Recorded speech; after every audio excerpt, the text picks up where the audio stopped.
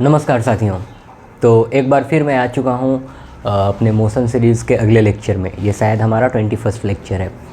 तो मतलब पिछले 2-3 लेक्चर से ऐसा लगता आ रहा है कि आखिरी होगा, ये आखिरी होगा, ये आखिरी होगा, लेकिन आखिरी हो नहीं पा रहा है। लेकिन मैं कोशिश करूँगा कि इस लेक्चर में आज सारी बातें ख़त्म कर दी जाएँ। थोड़ा अगर बड़ा लेक्चर हो जाए तो भी ठीक है, मतलब अब हिम्मत नहीं है कि अब एक ही चैप्टर को इतना खींचा जाए, है ना। लेकिन हमने इस चैप्टर को बहुत अच्छे से करा है, बहुत खूबसूरती के साथ करा है। मैं कोशिश किया हूँ कि एक एक चीज़ को रियल लाइफ से रिलेट करके सिखाऊं, एक एक चीज़ को खूब अच्छे से समझा दूँ, सारी कॉन्सेप्चुअल क्लैरिटी आपको दे दी जाए, ठीक है। तो मैं अपने तरफ से पूरा एफ़र्ट डाला हूँ। आप भी अगर एफ़र्ट डाले होंगे तो मेरा विश्वास मानिए इस चैप्टर में आप शास्त्रार्थ कर सकते हैं। मतलब किसी से अच्छा खासा डिस्कशन हो सकता है, बहस भी हो सकता है कि बताओ भाई ऐसा ही क्यों, है ना।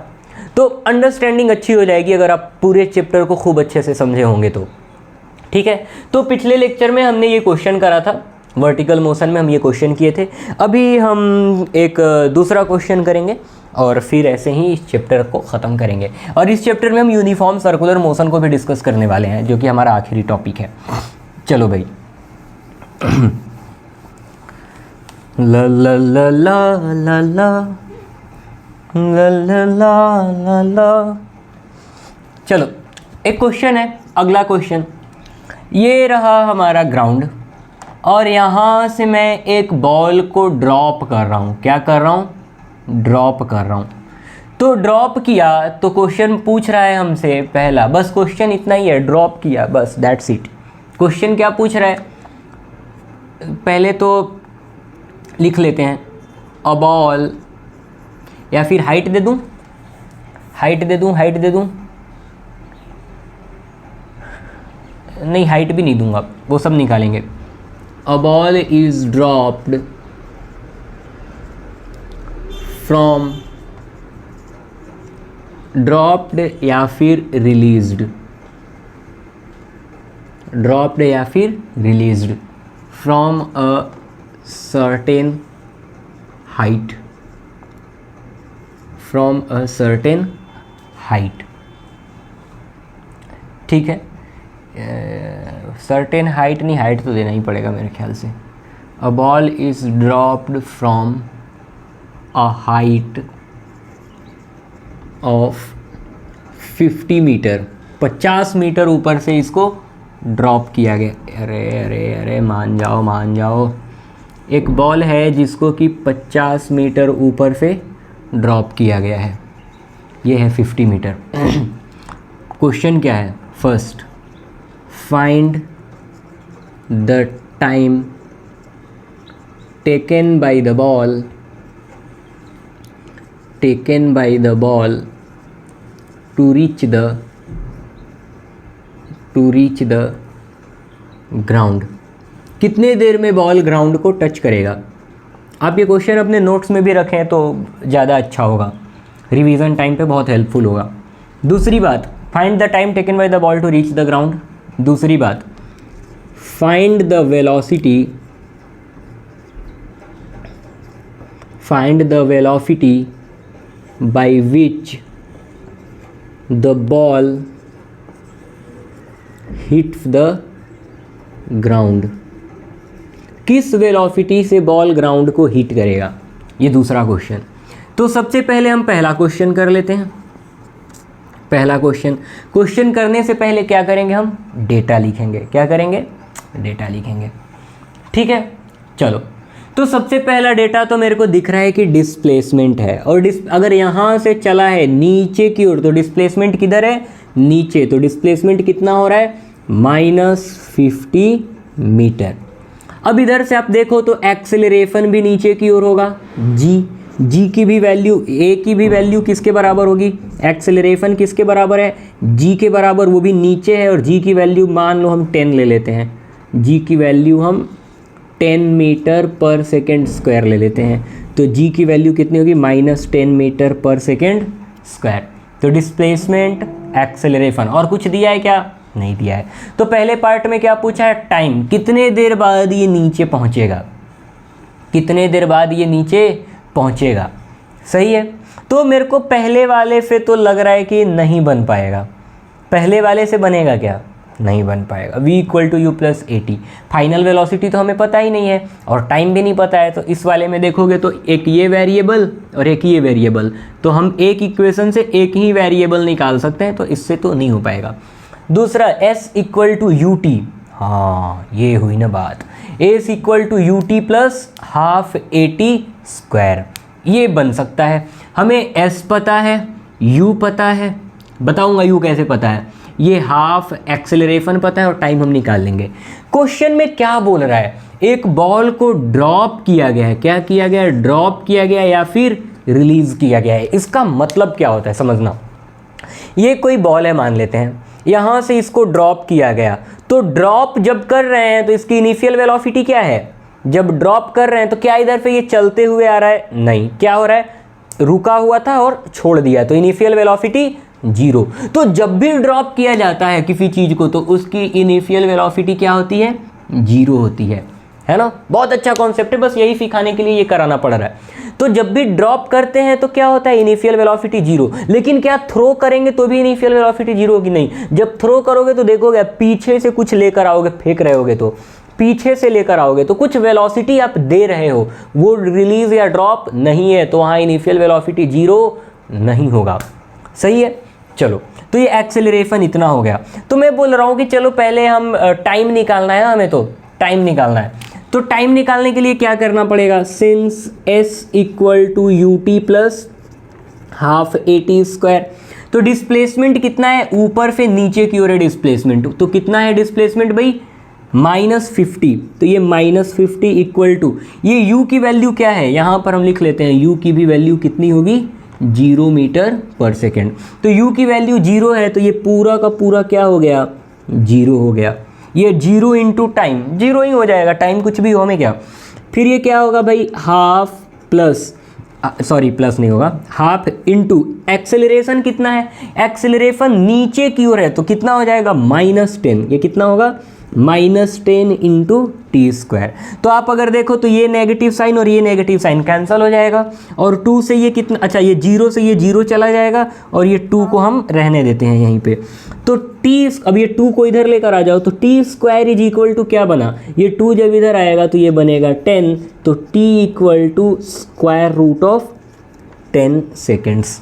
तो टाइम कितना लगेगा भाई, √10 सेकेंड्स। तो ये तो हुआ हमारा फर्स्ट वाला भाई, फर्स्ट वाला।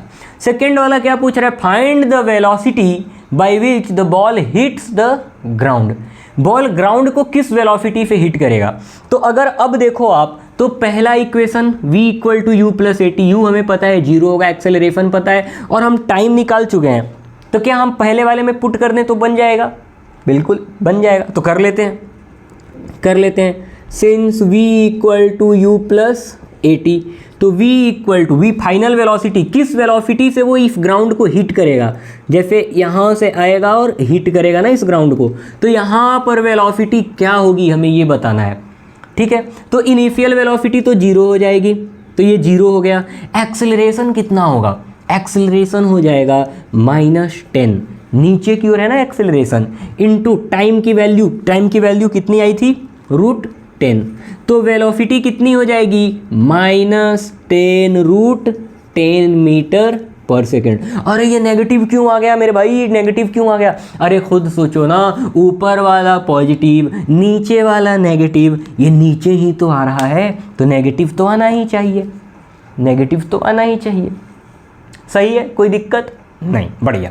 चलो अगला क्वेश्चन क्या है, अगला क्वेश्चन ये है, इसी क्वेश्चन को मैं एक और मेथड से करता हूँ।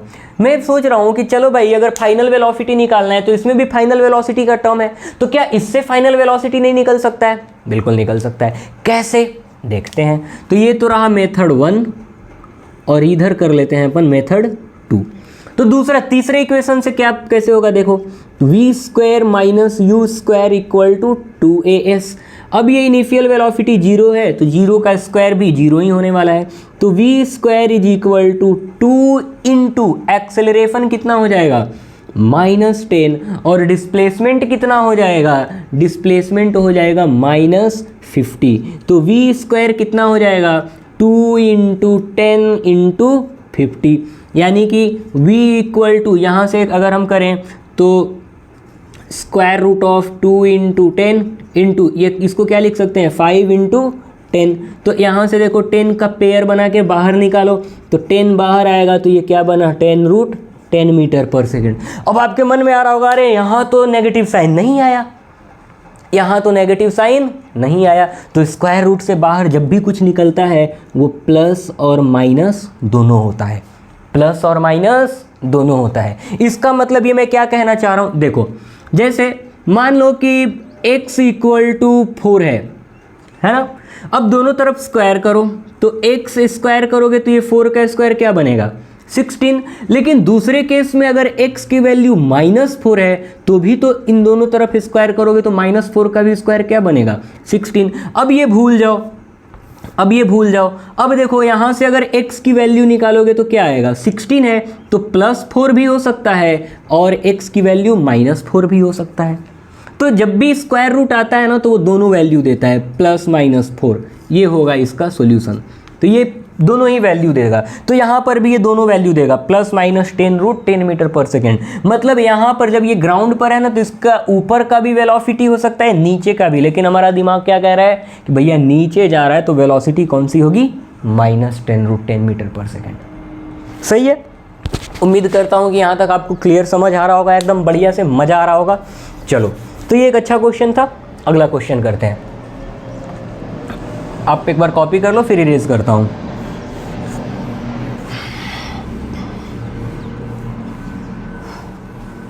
आवारा हवा का झोंका हूँ, आ निकला हूँ पल दो पल के लिए, आ निकला हूँ पल दो पल के लिए, तुम आज तो पत्थर बरसाओ,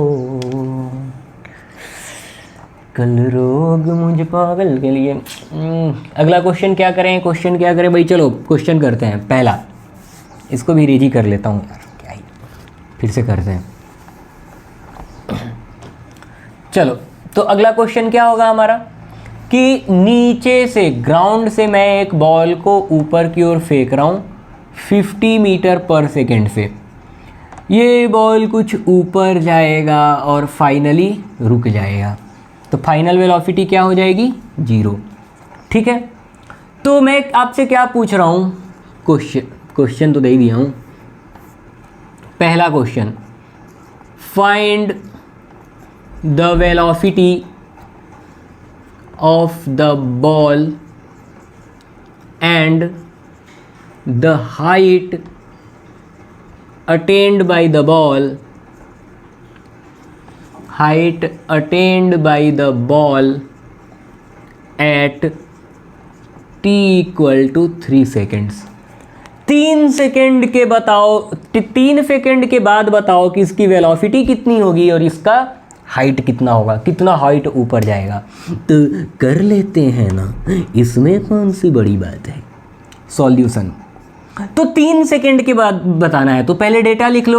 इनिशियल वेलोसिटी ऊपर की ओर है कितनी 50 मीटर पर सेकेंड, तो साइन क्या आएगा प्लस का। फाइनल वेलोसिटी नहीं पता, फाइनल वेलोसिटी मैक्सिमम हाइट पर 0 है, फाइनल वेलोसिटी मैक्सिमम हाइट पर 0 है। 3 सेकेंड के बाद 0 है हमें नहीं पता, 3 सेकेंड के बाद कितनी है हमें नहीं पता। क्वेश्चन हमें ये नहीं पूछा है कि मैक्सिमम हाइट पे वेलोसिटी कितनी होगी, क्वेश्चन हमसे ये पूछा है कि 3 सेकेंड के बाद बताओ कि वो वेलोसिटी कितनी होगी, है ना। तो यहाँ पर वेलोसिटी हमें नहीं पता। सही है, चलो तो अब क्या करेंगे, इनिशियल वेलोसिटी 50 मीटर पर सेकेंड, फाइनल वेलोसिटी हमें नहीं पता, टाइम दे रखा है, टाइम कितने देर के बाद 3 सेकेंड। क्या ये प्लस माइनस कुछ होगा, नहीं, टाइम तो हमेशा पॉजिटिव ही होता है ना। टाइम कभी नेगेटिव हुआ है क्या, आपने कभी बोला है कि आपका एज -50 साल है, हाँ आपने बोला है कि -15 ईयर्स का हो गया हूँ, -14 ईयर्स का हो गया हूँ, कभी नहीं बोला है ना। चलो तो टाइम कितना हो जाएगा 3 सेकेंड। एक्सेलरेशन कितना होगा मेरे भाई, अब ये बॉल जैसे जैसे ऊपर जा रहा है एक्सेलरेशन की वैल्यू g और g की वैल्यू नीचे की ओर, इसको आप ले सकते हो अप्रॉक्सीमेटली 10 मीटर पर सेकेंड स्क्वायर। अगर क्वेश्चन में 9.8 दिया हो तो 9.8 ही लेना है ना। तो a की वैल्यू कितनी है -10 मीटर पर सेकेंड स्क्वायर। चलो अब हम क्या करें, क्या करें भाई, वेलोसिटी निकालना है ना, तो v equal to you plus a t लगा देते हैं।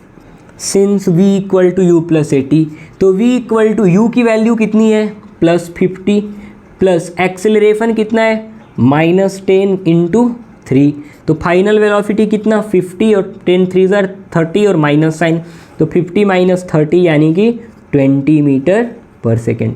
30 सेकेंड के बाद वेलोसिटी 3 सेकेंड के बाद वेलोसिटी कितनी हो जाएगी 20 मीटर पर सेकेंड।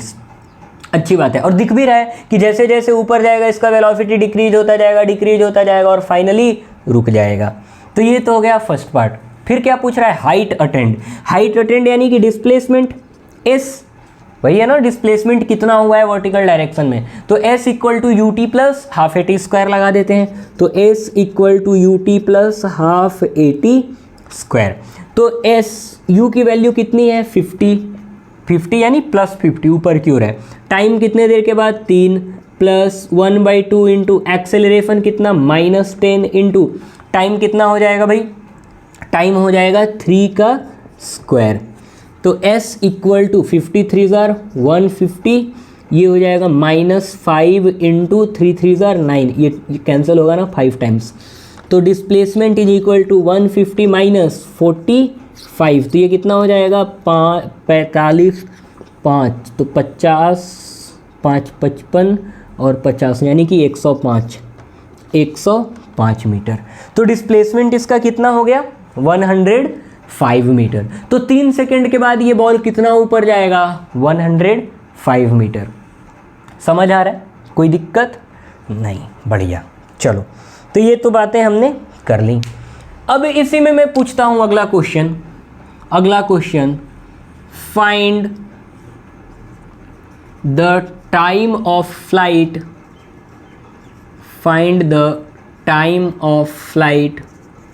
ऑफ द बॉल की टाइम ऑफ फ्लाइट बताओ आप। तो बॉल की टाइम ऑफ फ्लाइट का मतलब समझो, फ्लाइट मतलब क्या होता है कि कितने देर हवा में है ना, टाइम ऑफ फ्लाइट का मतलब कि कितने देर हवा में है ना। तो हवा में कब तक है, देखो यहाँ से एक बार हमने फेंका तो ये बॉल यहाँ से यहाँ जाएगा और यहाँ से यहाँ आएगा, यही तो होगा इसका टाइम ऑफ फ्लाइट। समझ आ रहा है। इसको भी दो तरीके से करेंगे। पहले मेथड 1 में मैं क्या बोल रहा हूँ कि यहाँ से यहाँ जाने का टाइम निकाल लेते हैं और यहाँ से यहाँ आने का टाइम निकाल लेते हैं, वही तो होगा टाइम ऑफ फ्लाइट। समझ आ रहा है। एक बार यहाँ से यहाँ जाने का टाइम निकाल लो, एक बार यहाँ से यहाँ आने का टाइम निकाल लो और दोनों को जोड़ दो, वही होगा टाइम ऑफ फ्लाइट। तो मान लो नीचे से ऊपर जाने में टाइम लग रहा है t1 और ऊपर से नीचे आने में टाइम लग रहा है t2। तो नीचे से ऊपर जाने में टाइम लग रहा है t1 और ऊपर से नीचे आने में टाइम लग रहा है t2। अब इस हिसाब से हम सॉल्व करने वाले हैं क्वेश्चन। तो नीचे से ऊपर की जर्नी को देखो तो मेरे को पता है v equal to you plus a t. Final velocity तो जीरो हो जाएगा, final velocity zero, initial velocity plus 50, initial velocity plus 50 plus acceleration नीचे की ओर है कितना 10, तो ये -10 इंटू t1। नीचे से ऊपर जाने में कितना टाइम लग रहा है t1, तो ये इधर आएगा तो हो जाएगा -50 minus is equal to -10 t1। ये माइनस और माइनस कैंसिल, तो t1 इज इक्वल टू कितना हो गया भाई 5 सेकेंड। तो यहाँ से नीचे से ऊपर जाने में कितना टाइम लग रहा है 5 सेकेंड। अच्छी बात है। दूसरा कर लेते हैं। अब ऊपर से नीचे आने में कितना टाइम लग रहा है, तो फिर हम एक बार देखते हैं। Since v equal to you plus a t, तो जब ऊपर से नीचे आएंगे तो ये इनिशियल वेलोसिटी हो जाएगा और यहाँ वाला फाइनल वेलोसिटी हो जाएगा। तो फाइनल वेलोसिटी हमें पता है क्या, हाँ पता है, अभी तो निकाला था कितना 20, लेकिन नीचे है ये 20 किधर है नीचे है, तो हम इसको क्या, नहीं ये तो ऊपर यहाँ टी का 20 था ना। अच्छा, यहाँ इस पॉइंट पर वेलोसिटी हमको निकालना पड़ेगा, फाइनल वेलोसिटी कितना होगा। तो वो फाइनल वेलोसिटी निकालने के लिए हम क्या करेंगे, इक्वेशन 3 को यूज़ करो। चलो इक्वेशन 3 को यूज करो। यहाँ लिख लेते हैं फॉर डाउनवर्ड मोशन।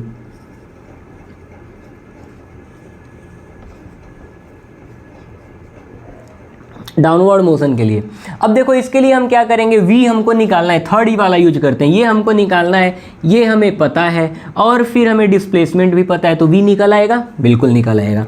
तो v square since v square minus u square equal to 2as, तो v स्क्वायर यही हमको चाहिए और इनिशियल वेलोसिटी नीचे जब आ रहे हैं तो ये हमारा इनिशियल वेलोसिटी है और ये वाला फाइनल वेलोसिटी है। तो इनिशियल वेलोसिटी कितनी हो जाएगी, 0। तो v square minus 0 equal to 2 into acceleration कितना है, एक्सेलरेशन है नीचे की ओर, नीचे की ओर कितना -10 इंटू यहाँ से अगर नीचे आएंगे तो डिस्प्लेसमेंट भी किधर है, नीचे की ओर, ये भी कितना हो जाएगा, डिस्प्लेसमेंट कहीं निकाला है क्या हमने, 105, तो ये हो जाएगा -105।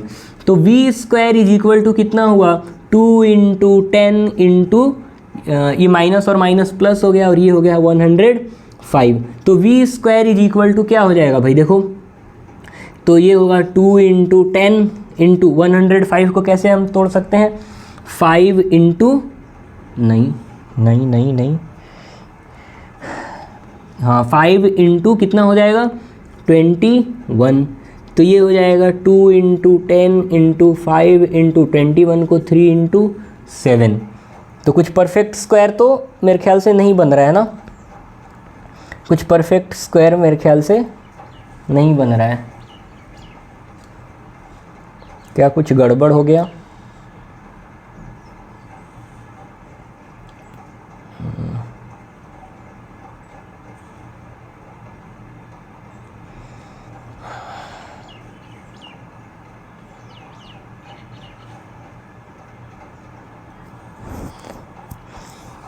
क्या हुआ तेरा वादा, कहाँ गड़बड़ हुआ, कुछ तो लग रहा है गड़बड़। 2 इंटू एक्सेलरेशन हमने फाइल लिया है, डिस्प्लेसमेंट में तो गड़बड़ नहीं हुआ है ना, ये 150, ओ सिट यार, ये गड़बड़ हो गया ना, ये डिस्प्लेसमेंट मेरे भाई 105 नहीं होगा ना, ये तो हम डिस्प्लेसमेंट कितने देर के बाद निकाले थे, 3 सेकंड के बाद निकाले थे, है ना, तो ये वाला तो डिस्प्लेसमेंट नहीं हो पाएगा क्योंकि ये 3 सेकंड के बाद डिस्प्लेसमेंट है और ये पूरी जर्नी कितनी देर की है, ये 5 सेकंड की जर्नी है और आप डिस्प्लेसमेंट 3 सेकंड का मतलब कुछ कम ही ले रहे हो, पूरा डिस्प्लेसमेंट नहीं कवर कर रहे हो, तो फिर ये वाला यहाँ गलत हो गया, ये वाला यहाँ गलत हो गया। तो अब हो गया है झंझट, झंझट क्या हो गया है कि हमें डिस्प्लेसमेंट निकालना पड़ेगा। तो डिस्प्लेसमेंट देखो यहाँ से यहाँ आने में जो डिस्प्लेसमेंट होगा वही यहाँ से यहाँ आने में डिस्प्लेसमेंट होगा, तो इस फर्स्ट केस में हम निकाल लेते हैं डिस्प्लेसमेंट। तो डिस्प्लेसमेंट निकालने के लिए क्या करेंगे, देखो टाइम तो 5 सेकंड लग रहा है यहाँ से यहाँ आने में, तो यहाँ से यहाँ का डिस्प्लेसमेंट कितना होगा, s equal to u t plus half a t square, ऊपर वाले केस में कर रहा हूँ, कन्फ्यूज़ नहीं होना। तो s equal to initial velocity कितनी है 50, टाइम कितना लग रहा है 5 सेकंड, टाइम कितना लग रहा है 5 सेकंड ऊपर जाने में, प्लस हाफ एक्सेलरेशन कितना हो रहा है, एक्सेलरेशन नीचे की ओर है कितना -10 इंटू टी स्क्वायर, टाइम कितना है 5, तो ये हो जाएगा 5 का स्क्वायर, तो ये हो जाएगा 250 और ये -5 इंटू 5 का स्क्वायर यानी 25, तो ये 250 माइनस 125, 25 बचे 125, तो ये कितना हो गया 125 मीटर।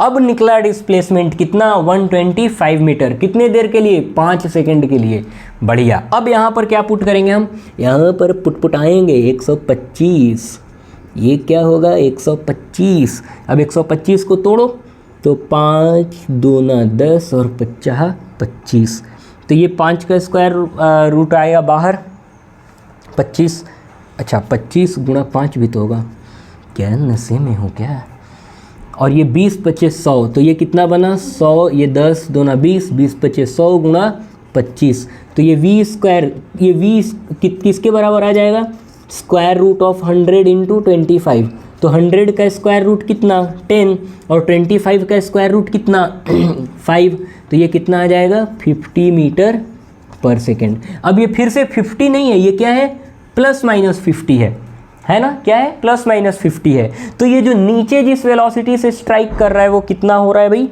-50 होगा। नीचे स्ट्राइक कर रहा है ना, तो यहाँ पर हम माइनस वाला लेंगे और प्लस वाला इग्नोर कर देंगे। तो वेलोसिटी कितना आया, -50 मीटर पर सेकेंड। लेकिन हमें क्या चाहिए, टाइम ऑफ फ्लाइट। तो अब नीचे जो जिस वेलोसिटी से स्ट्राइक करा है वो वेलोसिटी कितनी है, अब लगाते हैं first equation of motion, since v equal to you plus 80। अब v कितना है, नीचे की ओर है, कितना 50, तो इसको क्या लिखेंगे -50। और u कितना है, इस नीचे डाउनवर्ड मोशन के लिए कंसिडर कर रहे हैं, तो नीचे के लिए कितना हो जाएगा u 0 plus acceleration -10 into time t2। नीचे के लिए टाइम क्या लिया हमने, t2। तो अब देखो क्या होगा, -50 इक्वल टू -10 t2। तो ये माइनस और माइनस कैंसिल, ये 0 और 0 कैंसिल, तो t2 इज इक्वल टू कितना हो जाएगा, 5 सेकेंड। टाइम कितना हो जाएगा भाई, 5 सेकेंड हो जाएगा। तो अगर आप गौर से देखो तो जितना टाइम नीचे से ऊपर जाने में लगा है उतना ही टाइम ऊपर से नीचे आने में लगा है। जितना टाइम नीचे से ऊपर जाने में लगा है उतना ही टाइम ऊपर से नीचे में लगा है। तो क्या हम ये बोल सकते हैं, कि जो टाइम नीचे से ऊपर जाने में लगा है वही टाइम ऊपर से नीचे आने में लगेगा। तो इसको हम क्या लिखेंगे, नोट करेंगे और लिखेंगे कि टाइम ऑफ एसेंट मतलब ऊपर चढ़ने का जो टाइम होगा, equal to time of descent. अरे डिसेंट की स्पेलिंग क्या होती है, DESCENT।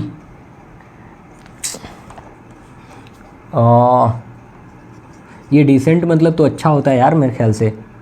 चलो जो भी चढ़ने उतरने का जो टाइम है वो दोनों बराबर होता है, शायद ये DECENT होता है, ठीक है। तो जो चढ़ने का वक्त होता है और वही उतरने का वक्त होता है। तो time of upward motion is equal to time of downward motion लिखो, सेफ खेलते हैं थोड़ा।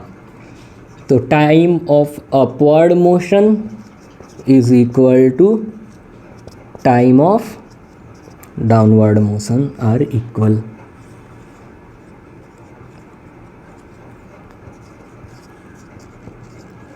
चलो, तो जो ऊपर जाने का मोशन होगा वही ऊपर के मोशन में जितना टाइम लगेगा उतना ही नीचे के मोशन में भी टाइम लगेगा।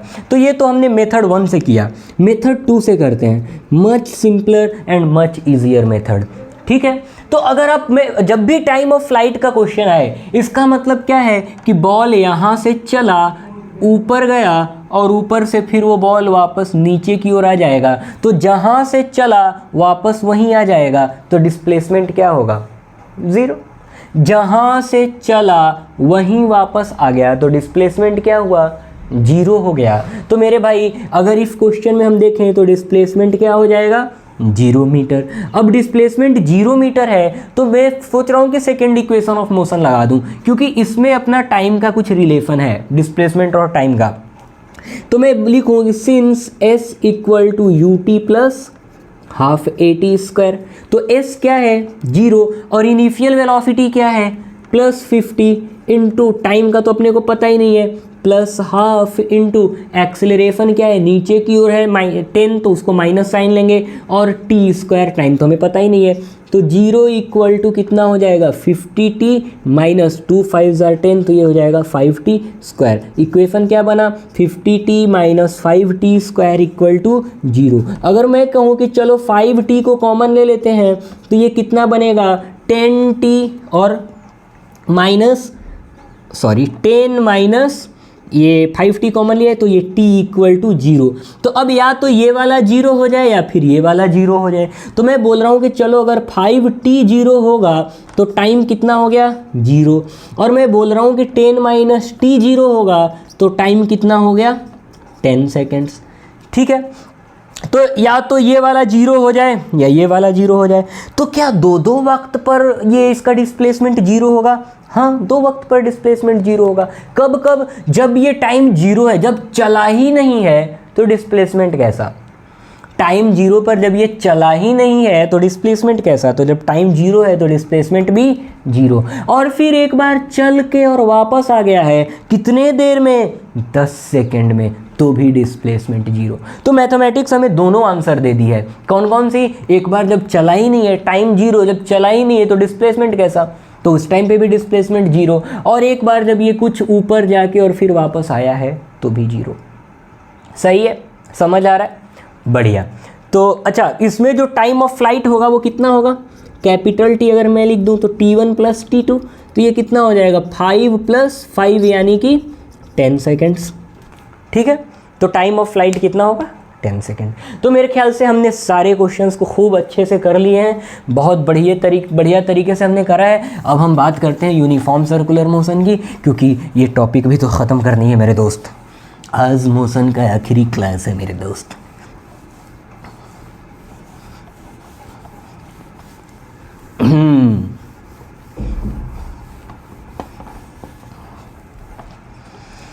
चलो, हमारा अगला टॉपिक है uniform circular motion. Uniform circular motion. चलो, सर्कुलर मोशन क्या होता है, पहले तो ये समझें कि सर्कुलर मोशन क्या होता है। अगर कोई बॉडी सर्कुलर पाथ पे मूव कर रही है तो उसके मोशन को हम क्या बोलेंगे, सर्कुलर मोशन। अगर कोई बॉडी सर्कुलर पाथ पे मूव कर रही है तो उसके मोशन को क्या बोलेंगे, सर्कुलर मोशन। आ रहा है भाई साहब, बहुत बढ़िया। फिर ये यूनिफॉर्म क्या होता है, यूनिफॉर्म क्या होता है, यूनिफॉर्म का मतलब होता है ऐसी क्वांटिटी जो पोजीशन के साथ चेंज ना हो, मतलब पोजीशन चेंज होने से चेंज नहीं होना चाहिए। तो क्या नहीं चेंज होता है यूनिफॉर्म मोशन में, क्या नहीं चेंज होता है पोजीशन चेंज होने से, स्पीड। क्या नहीं चेंज होता है, स्पीड नहीं चेंज होता है। वेलोसिटी नहीं बोल रहा हूं मैं, वेलोसिटी चेंज होती है, कौन नहीं चेंज होता है, स्पीड नहीं चेंज होता है। यूनिफॉर्म मोशन के लेक्चर देख कर आओ, मजा आ जाएगा। तो यूनिफॉर्म में मोशन में कौन नहीं चेंज होता है भाई, वेलोसिटी नहीं चेंज होता है। चलो, तो सबसे पहले तो होता क्या है कि एक सर्कुलर ट्रैक पर कोई बॉडी मूव कर रही होगी, तो ये है हमारा सर्कुलर ट्रैक। अब इस ट्रैक पर मान लो यहाँ पर कोई है, कौन है वो, कोई तो है लेकिन कौन है, चलो ये है मेरी कार बसंती। तो ये कार इधर से मूव कर रही है, तो अब ये कार कैसे मूव करेगी, पूरे सर्कुलर पाथ पे ही मूव करेगी, पूरे सर्कुलर पाथ पे मूव करेगी ये कार। अब ये कार सर्कुलर पाथ पे मूव करेगी तो कौन कांस्टेंट होगा, स्पीड कांस्टेंट होगा। और जब स्पीड कांस्टेंट होगा तो इस मोशन को हम क्या बोलेंगे, एक तो स्पीड कांस्टेंट है, ऊपर से सर्कुलर पाथ है, तो सर्कुलर पाथ पे मूव कर रहा है इसलिए सर्कुलर मोशन हो गया। और चूंकि स्पीड कांस्टेंट है उसमें क्या हो जाएगा, ये यूनिफॉर्म सर्कुलर मोशन। तो इस ये यूनिफॉर्म सर्कुलर मोशन को हम कैसे डिफाइन करते हैं, motion of a body, motion of a body along the circular path, motion of a body along the circular path, keeping the speed constant, keeping the speed constant is known as uniform circular motion, uniform circular motion. तो uniform circular motion में क्या है भैया, कौन constant है, speed constant है। और speed को कांस्टेंट रखते हुए अगर कोई बॉडी सर्कुलर पाथ पे मूव कर रही है तो उस मोशन को हम क्या बोलेंगे, यूनिफॉर्म सर्कुलर मोशन। फिर से, स्पीड को कांस्टेंट रखते हुए अगर कोई बॉडी सर्कुलर पाथ पे मूव कर रही है तो उसको हम क्या बोलेंगे, यूनिफॉर्म सर्कुलर मोशन बोलेंगे। बहुत बढ़िया। लेकिन आप बोल रहे हो स्पीड कांस्टेंट है, लेकिन स्पीड के कांस्टेंट होते हुए भी इसका हर पॉइंट पर डायरेक्शन चेंज हो रहा है। यहाँ पर इधर है, इस पॉइंट पर इधर होगा, इस पॉइंट पर इधर होगा, इस पॉइंट पर इधर होगा, यहाँ नीचे होगा, यहाँ इधर होगा, यहाँ इधर होगा, यहाँ पर इधर होगा।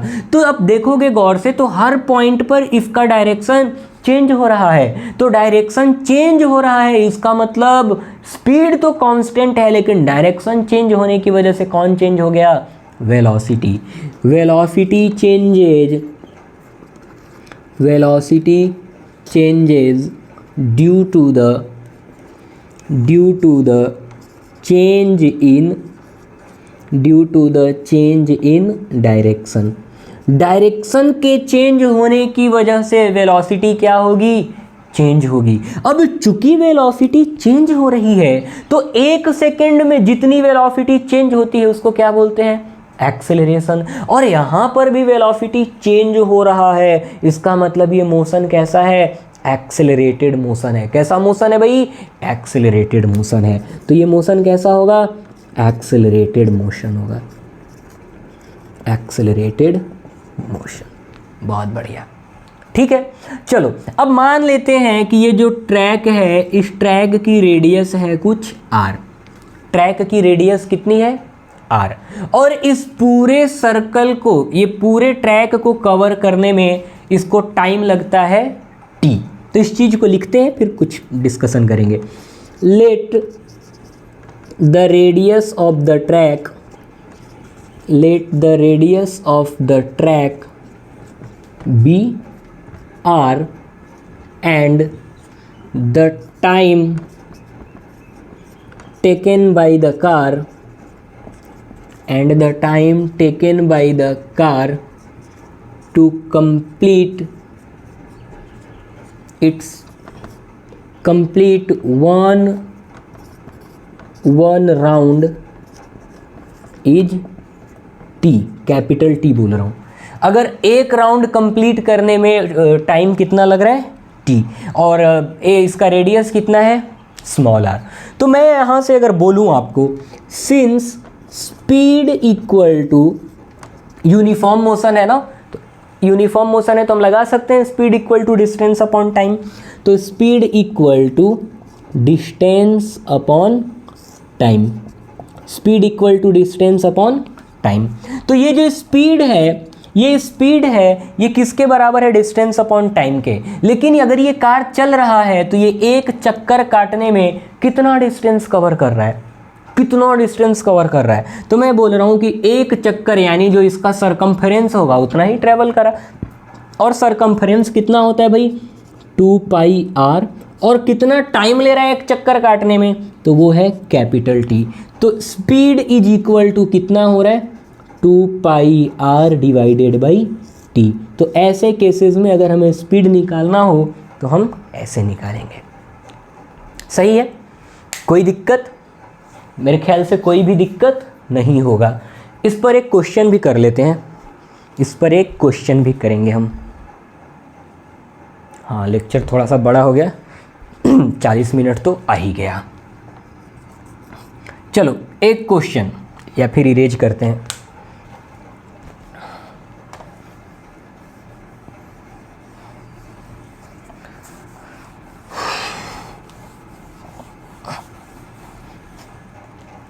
चलो question, find the speed of the car, find the speed of the car if the radius of the track, if the radius of the track is 7 meter and the time taken to complete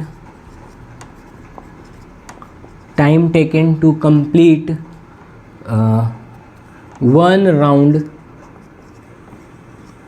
is 10 seconds. चलो कुछ भी 10 seconds. अब solution करते हैं। देखो अब इसमें कुछ भी हो सकता है, 1 राउंड का पूछ सकता है, 4 राउंड का पूछ सकता है ना, आधे राउंड का पूछ सकता है। तो अगर आधा राउंड कवर कर रहा है तो इसका सरकमफेरेंस कितना होगा, 2πr/2 यानी कि πr, और टाइम तो दे ही रखा होगा तो वहाँ दोनों को डिवाइड करके आंसर पाओ। तो स्पीड कितना होगा, 2πr/t। तो 2 इंटू पाई की वैल्यू कितनी होगी, 22/7 इंटू रेडियस कितना दे रखा है, 7 मीटर, डिवाइडेड बाई टाइम कितना दे रखा है, 10। तो 7 और 7 कैंसिल हो जाएगा, तो स्पीड 22 × 44/10 यानी कि 4.4 मीटर पर सेकेंड। अब ऐसे आपसे कुछ भी पूछ सकता है कि आधे राउंड पे बताओ, 2 राउंड पे बताओ, 4 राउंड पे बताओ, कुछ भी। तो आज हमारा लेक्चर ख़त्म होता है यहीं पे। फिर मोशन सीरीज़ का ये आखिरी लेक्चर था। और मैं बस सीरीज़ को ख़त्म करने के बाद मैं आपसे बस यही कहना चाहूँगा कि अगर आप शिद्दत से मेरे लेक्चर्स को फॉलो करते आए हैं तो कोई भी दिक्कत नहीं होगा।